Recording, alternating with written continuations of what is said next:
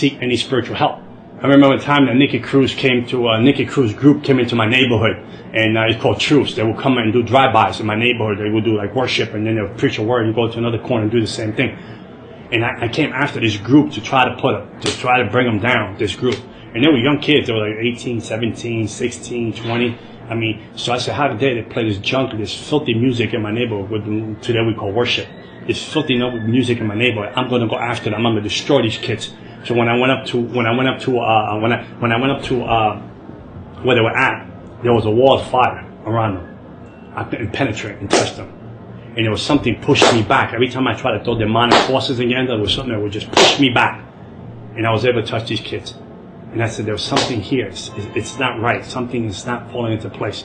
So I walked away and I left them alone. I didn't want to deal with them. I said, okay, they won this first round. So there's obviously spirits here watching us. Yeah, watching us. Yeah, of course they're watching us. Yeah, and so we're all protected. We're protected. Yeah, we're under the blood, brother. They're none like the blood of Jesus. Okay. Man, we're all protected, but they're none they can touch us. Because Joe said, what we got a hedge of protection around us. Right. And we can walk into this place and we can chase demons out of here. We can curse this place to the ground in Jesus' name, and there's nothing that the devil can do. I mean, I had so much money, beautiful cars, beautiful women. I had it all. I lived in the world that people, my neighborhood, they were terrified who I was. They said, if you mess with that guy, your family will die. If you mess with that guy, he don't need a gun. He'll kill your family in his sleep. My daddy was awesome. My daddy he gave me powers beyond I could imagine. He gave me powers that people had fear of me. The police had fear of me. The securities in my neighborhood had fear of me. People that knew that I was the devil's, they would call me the devil's son. I brought Christians to their knees, not to prayer, because they had no power. It wasn't because your God wasn't all powerful. Don't get me wrong. Because your God was all powerful. The vessel was weak. The vessel had no prayer life. The prayer had no fasting life, and they had no relationship with God. There was a form of godliness in the person, but no power. The person was weak. The person had nothing going. He had a Bible, he had the right suit on, she had the right dress on, but there was no connection with Jesus Christ. Because you was out of his will, you was out of his promises, and you was out of his divine purpose. And I had you, I own you, I had you as a slave. I broke you, I put witchcraft on you. I kept doing that to Christian after Christian after Christian, after families, after churches. I chased everything down that represented the cross of Jesus Christ.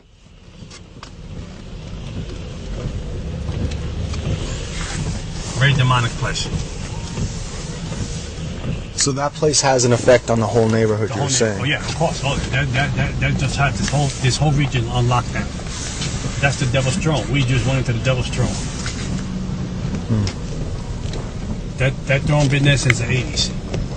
And then they go there, spend $100, $200 buying all these things, and then they broke. They're on welfare, public assistance, but they got money to buy all this junk. But they think their life is going to get better.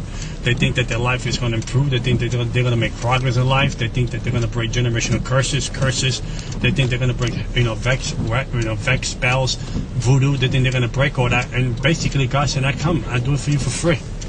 Just give your life to me, and I'll set you free." But they don't want that. That's too difficult for them. That's too complicated for them. But they can walk into a place like this and drop $200 to think that their life is going to be free, and they're going to live a life in abundance. I had contact with the principality that runs Haiti. His name is Candelo. I had contact with him. I had contact with demons in Miami. I had contact with demons in Africa. I had contact with demons here in New York City, principalities that run the crossroads of the world, here on 42nd Street. Okay, there's a different principality that run the crossroads of the world here on 42nd Street than the ones that try to run here in this neighborhood. I didn't have a conscience. I remember I did witchcraft to my brother and I put him in jail for 5 years. The witchcraft I did to my own brother, my own flesh and blood. I did witchcraft to him. I put him in jail for 5 years. My other brother, there was a walla. He came into my house one time with an attitude, and the demon jumped on him. And he ran out the house. He couldn't hold the pain in his stomach. My mother can bear witness to that. I did so much ceremonies in my body. I did so much ceremonies in my body. The last ceremony I did was not only sell my soul to the devil. I did a ceremony that I had to swallow animal blood and gunpowder. It was called Sansi. Sansi is a ceremony of Haitian and French that you do the ceremony with a demon. So when I go to people's houses and eat, they can't put witchcraft on the food. I did that kind. I did all the ceremonies you can do. I knew I would go to demon church. And every year we would have a meeting, a secret meeting. All the high witches and warlock would have this meeting to find out what principality we were going to usher out and bring in to run the region. We were more organized than the church itself. The kingdom of darkness was more organized than the Church of Jesus Christ. We knew how to do ceremonies. We knew how to do things before the year was over to prepare ourselves for the next year. When Christians couldn't go to church and pray for 1 hour. When Christians could go to church and have a consistent relationship with God. I even took a sabbatical from witchcraft.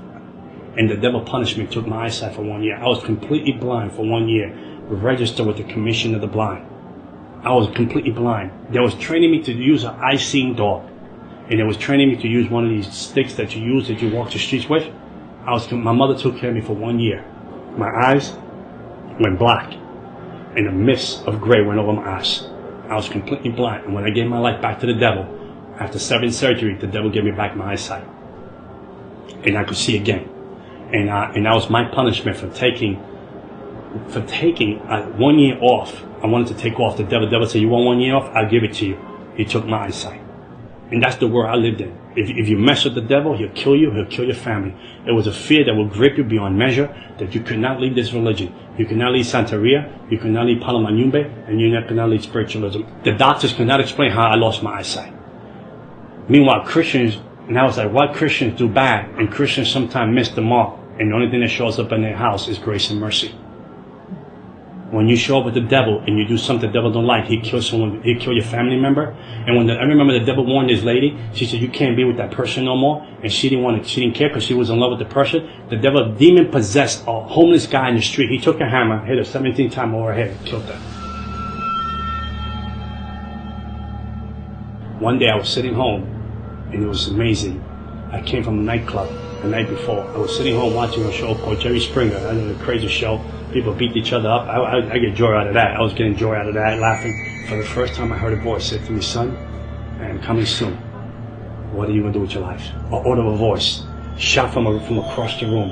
And I thought it was the TV that was talking to me. And I said, no, it can't be the TV because these people are beating each other up. This voice.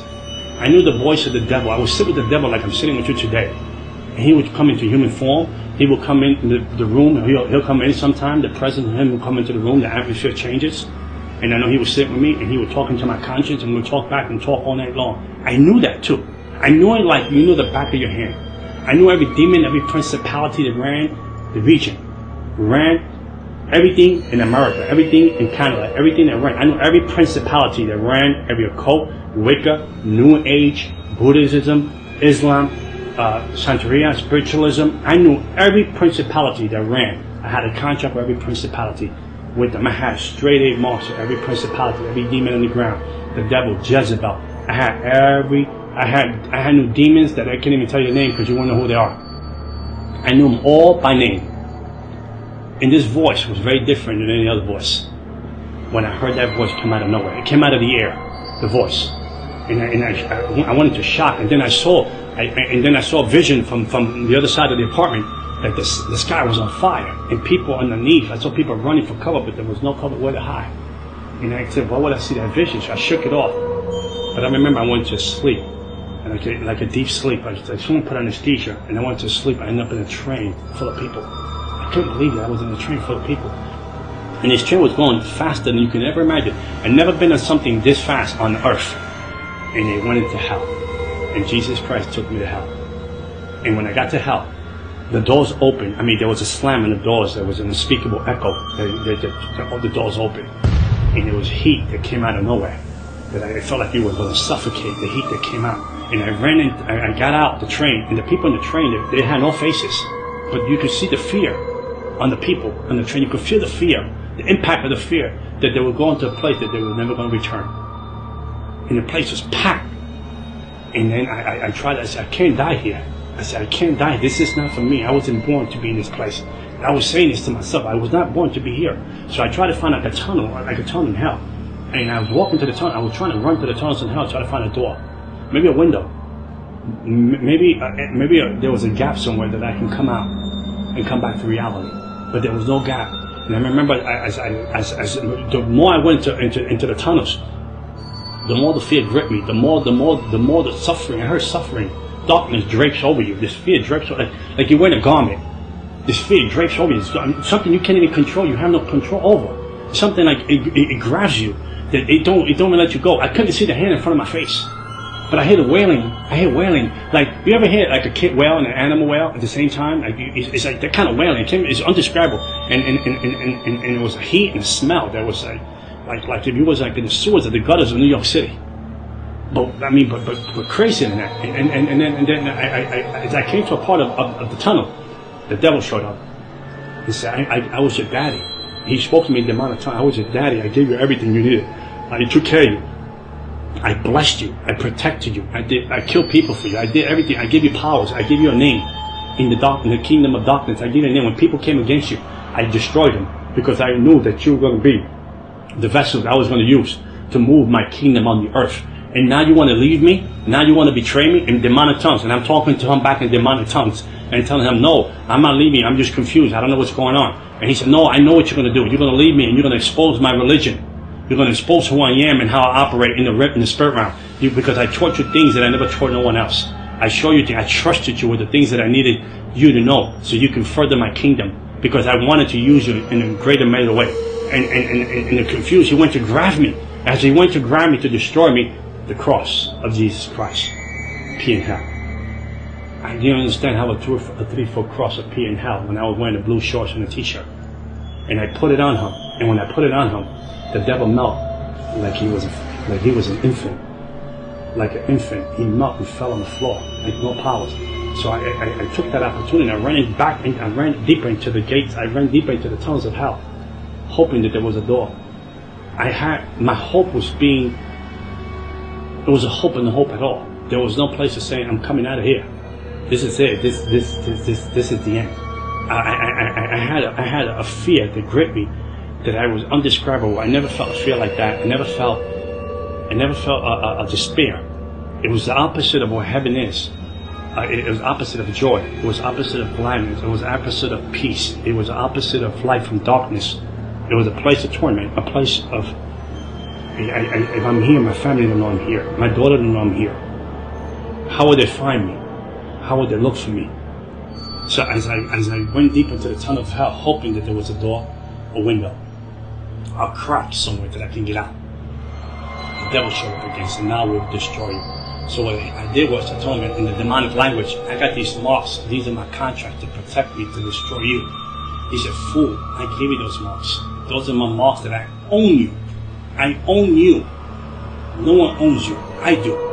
And you're going to live for me or you die.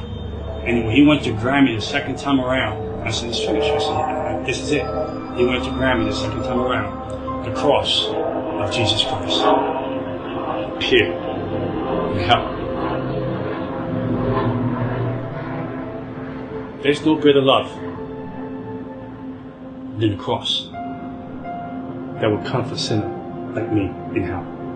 So when David said, if I make my bed in hell, he knows I'm there. Grace and mercy showed up in hell. Grace and mercy knew my address. Grace and mercy have a plan for my life. To my despicable, demonic, selfish ways, arrogant, self-centered ways in hell, when I was done for the count, Jesus Christ loved the misfit. And he said, I have a plan for you. I loved you beyond you can ever imagine.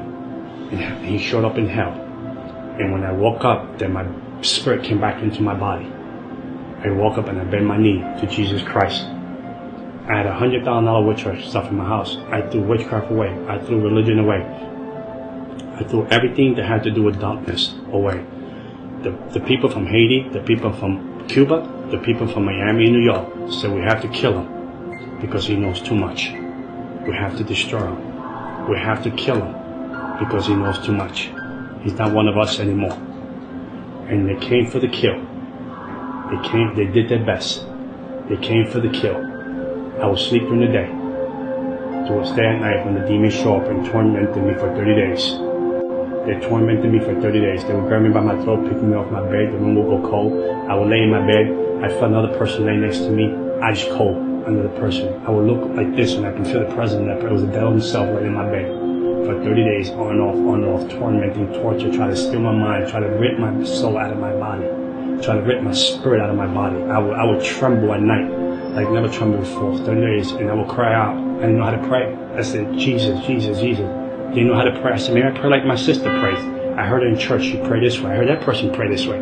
I would bring all these prayers together to try to put them together like a puzzle, to try to fight for my life. And one day I was in church worshiping, and I would ask the Lord, why you let these people, why you let this happen to me? And one day I heard the voice of God again. He said, I wanted to see how much you love me. And he said, I wanted to see how much you trust me. And never again I was tormented by the devil. And I became an evangelist for Jesus Christ. 14 years serving the Lord, and I will never trade it for nothing in the world. And I know that in somewhere in Hallelujah Boulevard, there is a mansion for John Ramirez. And one day it says, welcome home, well done, faithful servant. And I tell you, there's nothing. And I'm not talking about Christianity. I'm talking about relationship with Jesus Christ. He is my Lord and Savior. He is my beginning and end. No weapon formed against me will ever prosper. I died when Jesus said I go home. Not because of a witch, not because of a person, not because of heck, voodoo, vex, incantation. None of that can separate me from the love of God.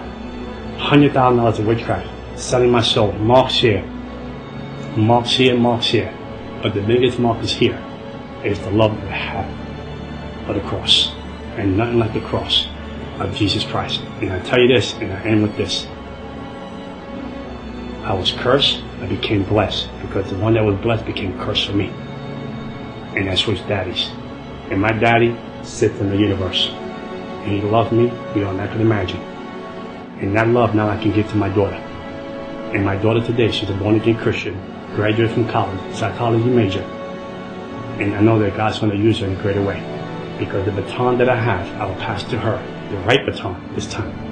And I know she'll do a greater exploit than her daddy. And before I leave the earth, people will know that John Ramirez was here because he served Almighty God. Amen.